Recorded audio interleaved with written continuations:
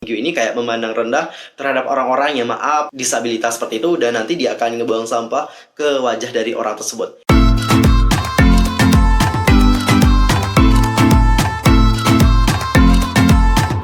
Hai guys, I'm Mr. Kim. Welcome back to my channel. Nah, gimana kabar kalian hari ini? So fine, so good, nothing problem no kan ya? Dan buat kalian semua yang punya problem, keep it ya guys, don't give up.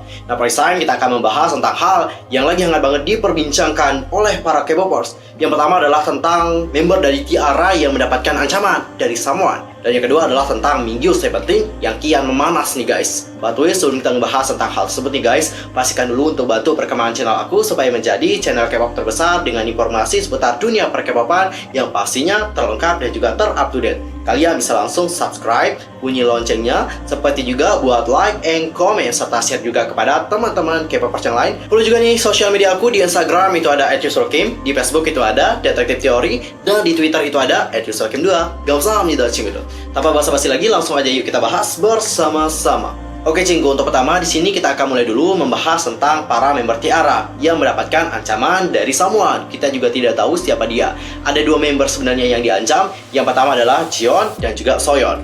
Kita mulai dulu deh membahas tentang Jion ya guys. Jadi guys, baru-baru ini Jion T-ara itu diketahui menjadi target ancaman untuk dibunuh sama someone. Dan agensi dari Jion sendiri itu katanya akan segera mengambil tindakan. Harus dong ya, harus ngambil tindakan nih, karena ini juga membuat Jion pasti merasa sangat takut banget nih. Jadi seorang netizen anonim itu membuat serangkaian postingan yang mengancam kehidupan dari Jion. Dan ancaman tersebut sampai ke Jion sendiri yang berada dalam keadaan shock dan juga merasa diteror. Sejak postingan dibuat di Twitter, akun yang membuat postingan tersebut telah ditangguhkan. Netizen yang mengancam hidup dari Jion menyatakan bahwa mereka adalah pengendali hidupnya. Selain itu, tweet di akun tersebut mengisyaratkan pada ancaman yang akan dilakukan. Dan terakhir, akun tersebut di sini mentweet foto dari Jion dan menyertakan serangkaian angka sebagai komentar. Rangkaian angka 0 dan 1 dikenal sebagai karakter alfabet A, S, C, I, dan setiap urutan mewakili satu huruf dalam alfabet.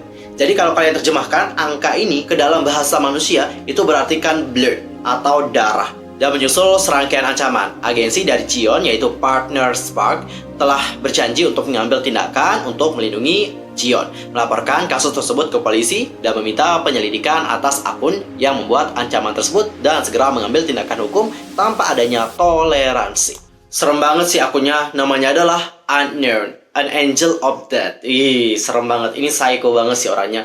Dan sekarang kita akan masuk ke member T-ara yang kedua. Di sini ada Soyeon. Dan untuk Soyeon sendiri itu katanya polisi sedang melancarkan penyelidikan setelah Soyeon dari T-ara diancam akan dibunuh. Jadi baru-baru ini Soyeon melaporkan seorang penguntit yang masuk ke rumahnya ke polisi. Penguntit yang telah menunggunya setelah memasuki rumahnya kemudian diinterogasi di kantor polisi Gangnam di Seoul. Menurut sumber dalam industri K-pop, Soyeon telah diintimidasi oleh penguntit selama bertahun-tahun.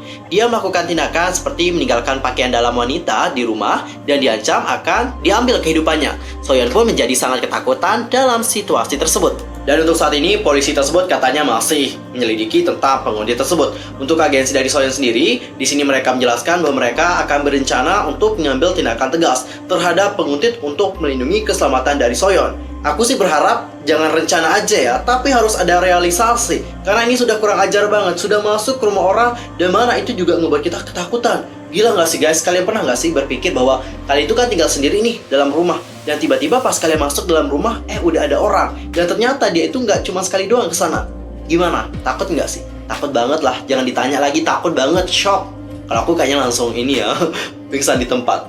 Dan kayaknya langsung laporin polisi deh. Aku nggak mau jalur damai, udah langsung penjarain aja. Dan di sini ada beberapa netizen yang berkomentar. Coba kita baca komentarnya kayak gimana. Ini ada dari si Parit. Nah, Parit ini berkata, gue lihat di snapgram si pengancam dia cantumin tanggal 30 Juli tahun 2012. Yang mana itu tanggal keluarnya Hwayoung dari T-ara. Apa ada hubungannya? Oh ya, bener gak sih? Ada bukti nggak tentang di snapgram si pengancam? Soalnya kita juga butuh bukti nih, bukti foto yang telah disebutkan ya. Jadi supaya kita juga nggak bisa dibilang fitnah seperti itu guys.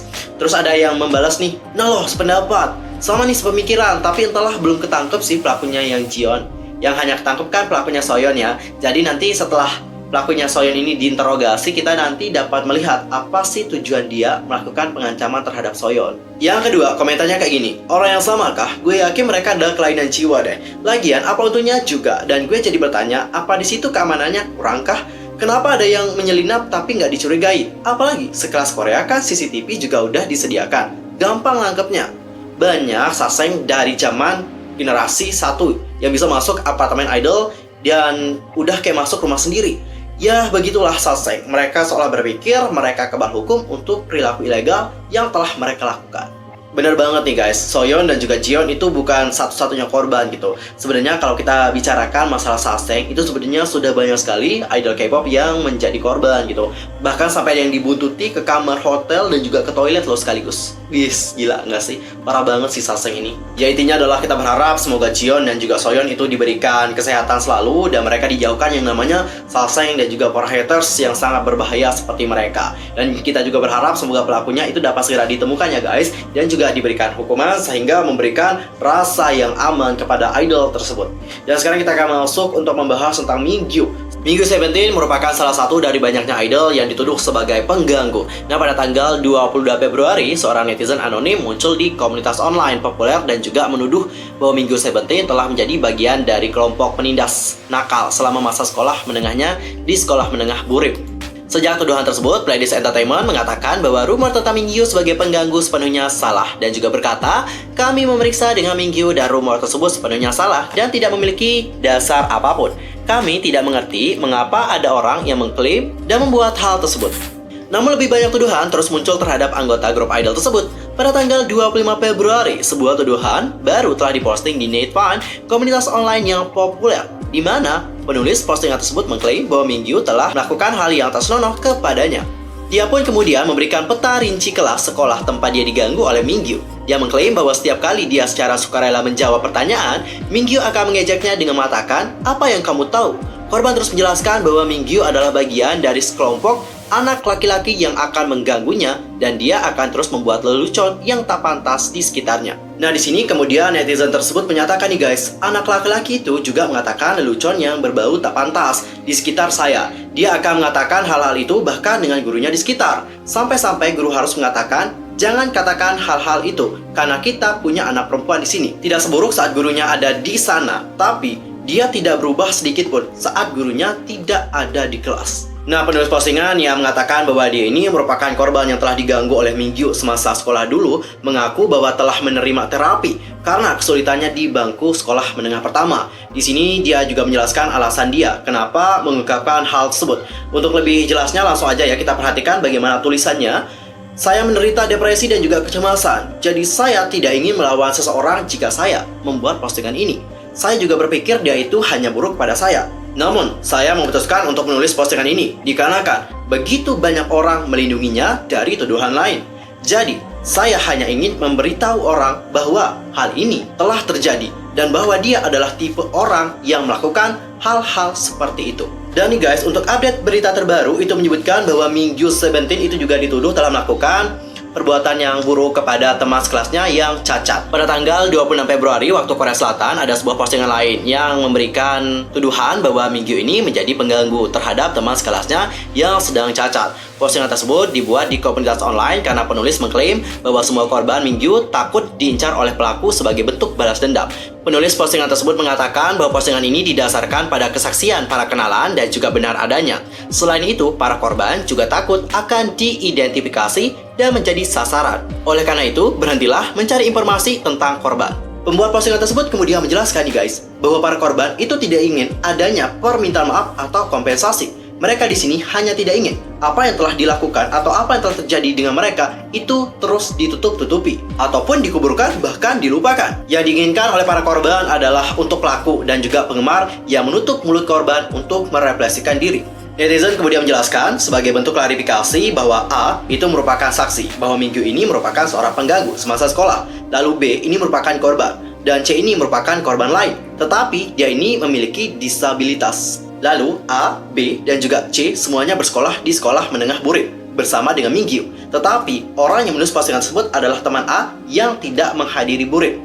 Jadi udah jelas sekarang, udah tahu ya bahwa orang yang menulis postingan tersebut itu bukanlah orang yang bersekolah di Burim, tapi dia ini merupakan teman dari si A. A ini adalah saksi sedangkan B dan juga C itu merupakan korban. Udah clear? Udah tahu sekarang siapa yang nulis postingannya bukan korban dari Mingyu, tetapi dia ini merupakan teman A. Oke? Dan selain itu, netizen tersebut juga melampirkan percakapan. Nah, percakapan ini itu seperti membicarakan Mingyu loh guys. Bagaimana Mingyu ini di masa sekolah dulu. Percakapannya kurang lebih kayak gini guys. Langsung aja kita baca ya. I'm afraid, aku takut.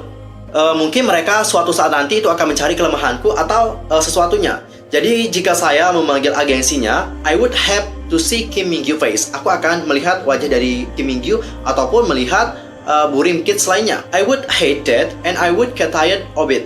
My life is difficult as it. Hidupku sudah sulit seperti itu. Those are just my worry. Itu hanya beberapa kekhawatiranku saja. In this situation, I feel, why am I the only one to step forward to do these things? Ini ada percakapan dengan si A. Jadi A ini merupakan saksi ya. This is so funny. Ini sangat lucu. I still remember dia itu mengganggu si C. It's still so vivid. Isn't it crazy love? Now it unsurfaced. For real, all the kids from our middle school. Untuk sesungguhnya bahwa semua anak dari sekolah menengah kita, he tried to make him more anxious. Dia mencoba untuk membuat mereka lebih anxious dengan apa ya, kayak melempar meja kayak gitu loh guys. Seriously, dia kayak membuang snack wrappers gitu ke C. Tahu nggak? Si C ini adalah korban tapi dia ini kayak memiliki disabilitas. People shouldn't shield him because he was young. Dia itu masih muda. Lalu mereka tertawa kepadanya. Oh what? He did that? Apakah dia melakukan itu? It's vivid. Oh wow, he's so mean. Yeah. Tapi Kim Mingyu, the celebrity yang mengganggu, probably traveling right now. I want to say he used to look down on C, the disabled friend, and threw garbage on his face. Jadi dia mengatakan bahwa Mingyu ini kayak memandang rendah terhadap orang-orang yang maaf disabilitas seperti itu, dan nanti dia akan ngebuang sampah ke wajah dari orang tersebut. You know, yesterday, the student who was sick or something sudah diganggu. That was really shocking. He had autism, I think. Dia itu kayak autis gitu. When he got anxious, he would bang the table. So Mingyu would bang the table more, so he or she ini itu akan lebih anxious lagi. He's really bad. Dia itu sangat-sangat buruk. Mingyu act mad like a boy idol and is living happily, dan dia juga hidup dengan senang. Really feel like barfing. Earns a lot of money, is a famous. I wonder if Anyang is so small that these things don't spread. Most kids all know Mingyu adalah seorang pengganggu. His friends probably will shield him.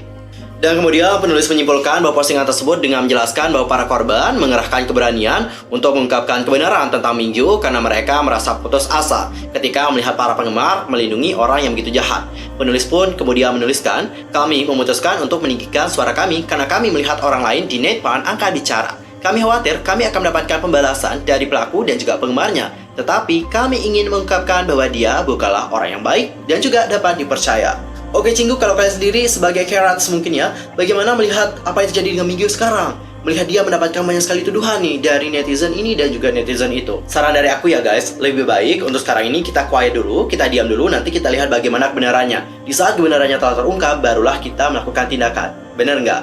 Oke, sekian aja ya untuk hari ini. Parah banget sih ya kasus-kasusnya. Kita harapkan semoga semuanya dapat segera clear dan juga dapat diselesaikan dengan baik.